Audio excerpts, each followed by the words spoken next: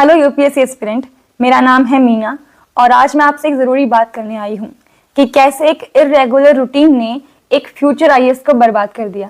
जी हाँ, मैं अपनी बात कर रही हूँ।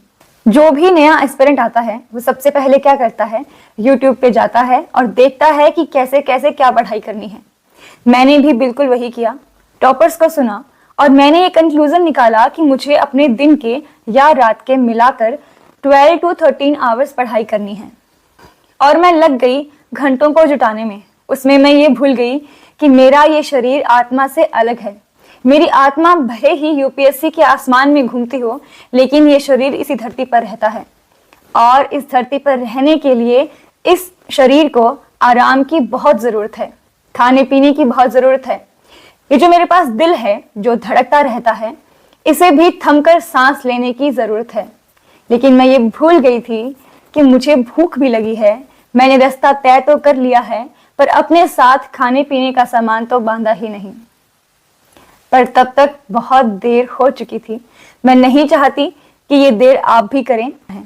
जो गलती सारे एस्पिरेंट करते हैं वो अपने टाइम टेबल में मैक्सिमम टू मैक्सिमम आवर्स का एम रखते हैं। आप ये नहीं करेंगे।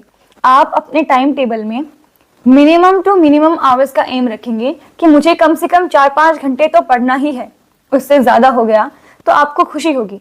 देखिए होता क्या है, मान लो मैंने 8 घंटे फिक्स कर लिए और किसी दिन अगर मैं 8 घंटे नहीं पढ़ पाई तो उस दिन हमारा मोटिवेशन डाउन हो जाता है कि अरे आज तो मैं 8 घंटे पढ़ाई नहीं कर पाई, मेरा रूटीन तो खराब हो गया, अब मैं क्या करूँगी।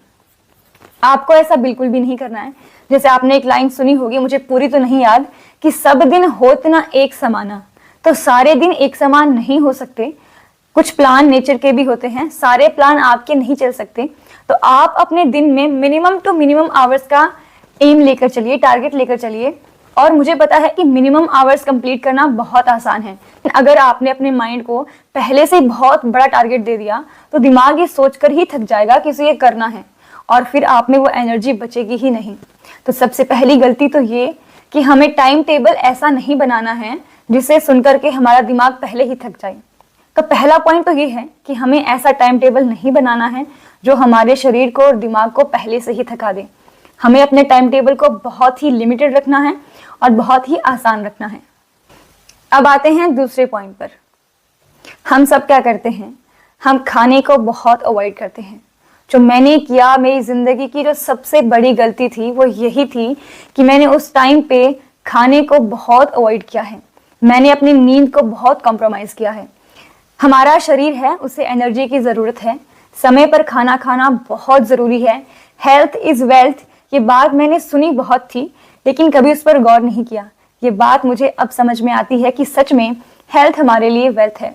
समय पर खाना खाना बहुत ज़रूरी है, जो पेरेंट्स कहते रहते हैं, लेकिन हम सुनते नहीं। हमें लगता है कि हमारा वक्त खराब होगा। सुबह का खाना मैं लंच टाइम में खा रही हूँ, लंच का खाना मैं शाम को खा रही हूँ और ना ही मैं वक्त पे सो रही हूँ। ऐसा होता गया और आखिरकार मेरे शरीर ने कहा कि अब रिवेंज लेने का टाइम आ गया है। मेरी बॉडी ने मुझसे बदला लेने के लिए खुद को बीमार कर लिया और ऐसा बीमार किया कि उसे रिकवर करने में मुझे 2 से 3 साल लग गए।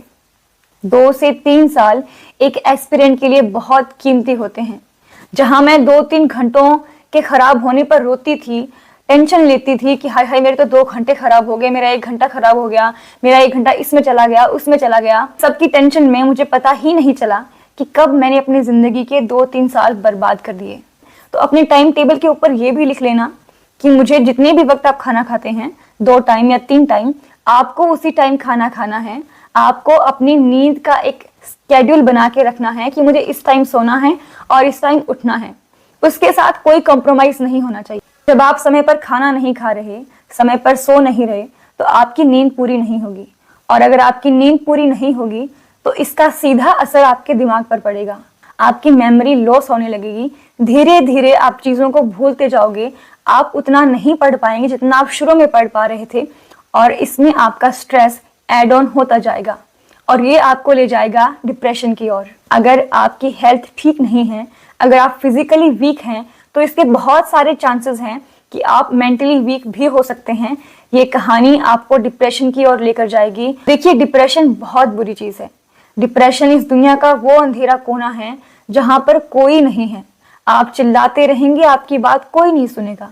आपके आसपास पूरी दुनिया होती है, भीड़ होती है, लेकिन आप फिर भी अकेले होते हो। प्लीज प्लीज अपना ख्याल रखिए, अपने खाने का, पीने का, सोने का, सबका ख्याल रखिए।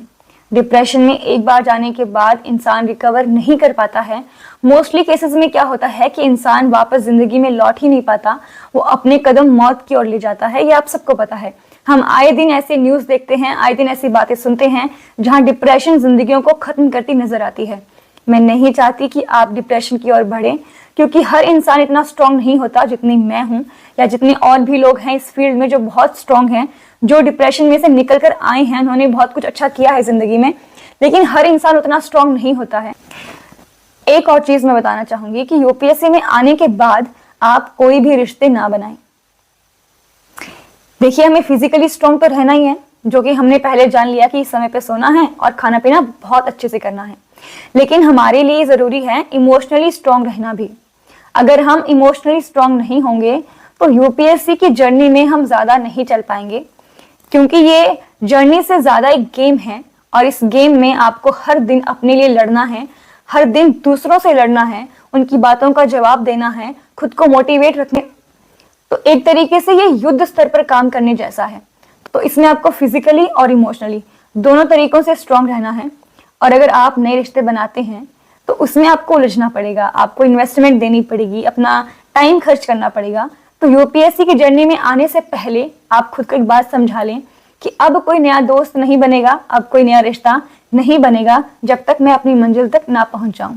और जब मैं रिश्तों की बात कर रही हूँ तो मेरा मतलब सीधा सीधा गर्लफ्रेंड बॉयफ्रेंड से नहीं है, रिश्ते हमारे और भी होते हैं। अगर आप इस वीडियो के एंड तक आ गए हैं तो मेरी एक बात और सुनते जाइएगा। अगर आपका भी कोई ऐसा दोस्त है जो अपने रूटीन में नहीं है, उसको ठीक करने के लिए आप ये वीडियो जरूर भेजिएगा ताकि वो अपना रूटीन ठीक कर ले। Thank you so much.